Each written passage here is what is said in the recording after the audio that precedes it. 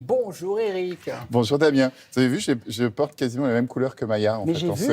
Et vos chaussures roses également, très belles, magnifiques. Alors, vous venez nous parler de votre nouveau spectacle en tournée dans toute la France, Eric. Ça s'appelle Grandis un peu. On est d'accord, il faut le prendre au sens figuré. C'est une onomatopée que je déteste parce qu'on dit ça aux enfants, grandis un peu. Mais non, les enfants doivent rester des enfants. C'est-à-dire que si on comprend le principe de votre spectacle, il faut garder son âme d'enfant. L'idée, c'est de toujours se souvenir des rêves qu'on faisait quand on était enfant et d'y être fidèle et de garder comme ça. Je trouve qu'un adulte heureux, c'est quand même un adulte qui continue à discuter avec l'enfant intérieur. Voilà. C'est beau. Bande annonce, regardez. Je veux traumatiser ces enfants. Maintenant, on a une machine à laver et on a une enfant.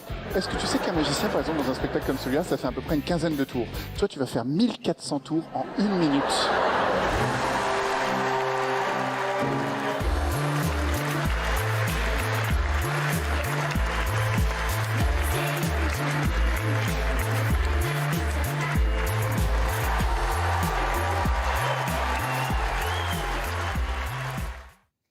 Il y a des moments hyper poétiques, on l'a vu, il y a un hologramme, vous allez être, on ne va pas trop en dévoiler, mais vous êtes en tête-à-tête avec l'enfant que vous étiez. Il y a vraiment toutes les facettes de la magie. L'idée, j'adore, vous savez, les écritures un peu mixtes. Ça commence avec des choses qu'on me connaît faire, c'est-à-dire des grandes illusions détournées. Je m'évade de la herse de la mort qui est 750 kilos d'acier.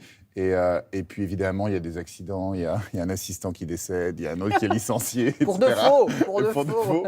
Et puis en effet, au fur et à mesure du spectacle, ça va vers la question, est-ce que l'enfant qu'on a été serait fier de l'adulte que nous sommes devenus ? Et c'est une question que je me pose continuellement. Et ça va en effet avec un dialogue avec mon enfant et l'enfant que j'ai été et l'histoire qui est la sienne.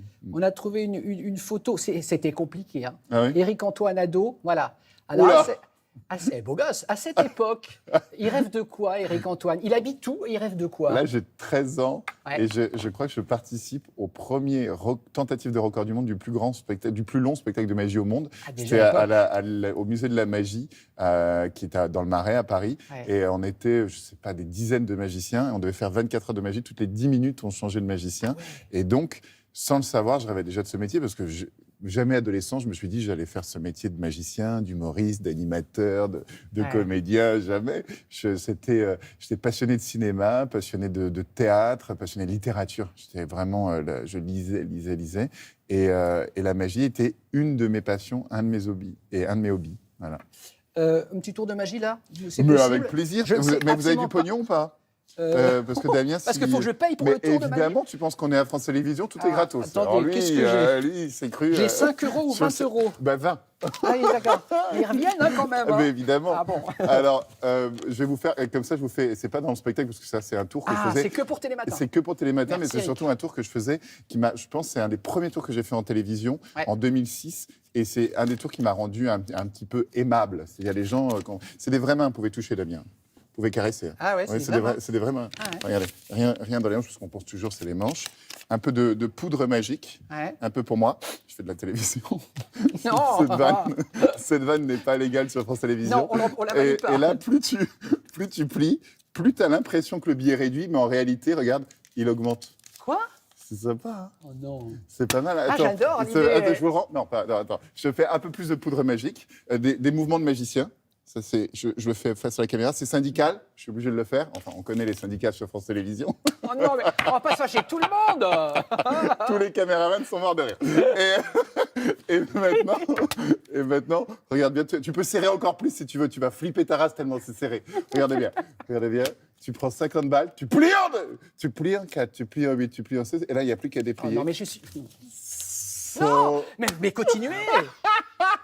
Allez, je vous fais le 500, Damien, et je vous le rends. C'est parti pour le 500. On y va, rien dans les mains, rien dans les manches, tout ça. Tu plies en 2, tu plies en 4, tu plies en 8, tu plies en 16. 500. Ah, ouais. En même temps, l'argent est une illusion. Je veux qu'on retourne à l'étape précédente. Comme l'argent est une illusion, Je vous laisse là-dessus. Je suis à 30 cm, je ne vois rien. Et la caméra est encore plus proche. Vous êtes trop fort, Eric. Bon, alors du coup, merci.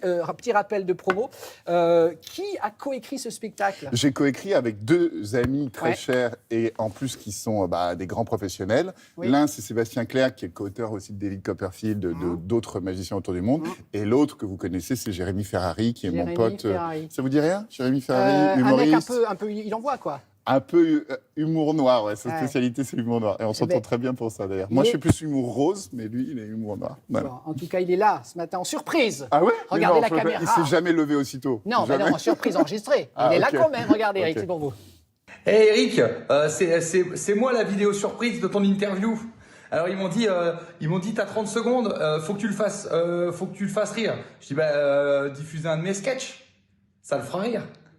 Ils m'ont dit parce que c'est la promo du spectacle que vous avez coécrit, c'est pour donner envie aux gens d'aller le voir. Je dis si vous dites que je l'ai coécrit, les gens ils auront envie d'aller le voir. Donc, ils m'ont dit non, fais-lui une surprise. Alors je suis enceinte. Bisous mon copain. Je t'aime. Mais les séances d'écriture, ça donne quoi? Ça donne ça? Ça part dans tous les sens. On a écrit pendant le Covid, donc on était là, quand est-ce qu'on va jouer? On a reporté 2 fois le démarrage du spectacle. C'était une période quand même assez marrante, mais c'est vrai qu'on a pris du temps, quoi. Et puis, en fait, la moitié de la séance d'écriture, c'est « bon, comment tu vas? Ça va ?» Vous avez bien la phrase, je sais pas, il a dit « je t'aime » au poteau. C'est mignon, hein? Je l'aime aussi. Je pense qu'il y a peu... Il y a peu d'amitié sincère dans en fait, on est amis, mais pas forcément avec des gens du métier.